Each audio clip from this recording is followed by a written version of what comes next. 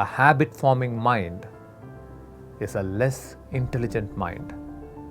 A habit-forming mind is a less conscious mind.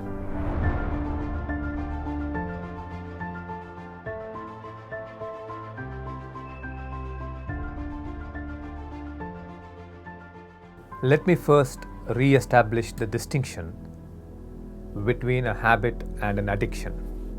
To wake up in the morning, to pick your brush and start brushing your teeth, to do this day after day, that is neutral habit. Then there are good habits.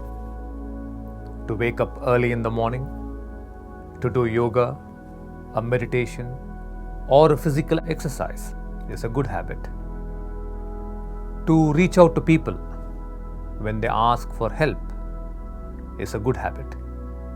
To stand up when you see a woman or an elderly person standing and give your seat to them is a good habit.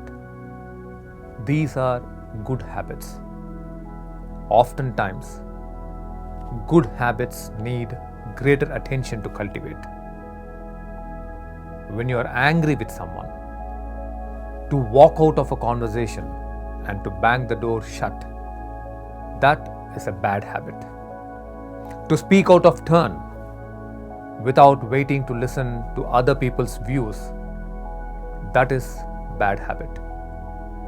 To be sedentary, to kick your shoes, throw your bag in the middle of the hallway every day after you return from school or work is a bad habit.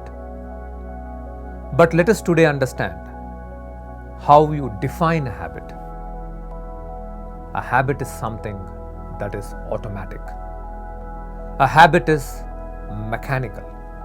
It does not require you to bring conscious attention to do it. These are mechanical. Are you observing the nature? The human brain, in its evolution, has got a tendency to form habits.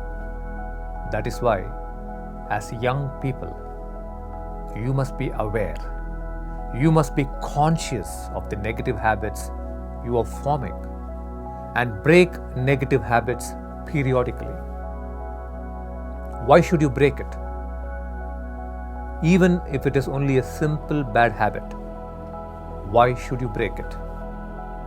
Not simply because you create a bad impression on others or because it causes inconvenience. A habit-forming mind is a less intelligent mind.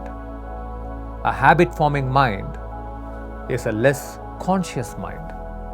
When does habit become an addiction? I want you to listen very carefully. A habit becomes an addiction when pleasure and suffering get involved in it. Pay attention to this. When the brain begins to attach pleasure to a particular activity, and when that longing for pleasure takes over, that habit becomes an addiction. When through a habit you are able to escape suffering, that habit becomes an addiction. That suffering can be boredom, that suffering can be meaninglessness, that suffering can be loneliness. It can be anything.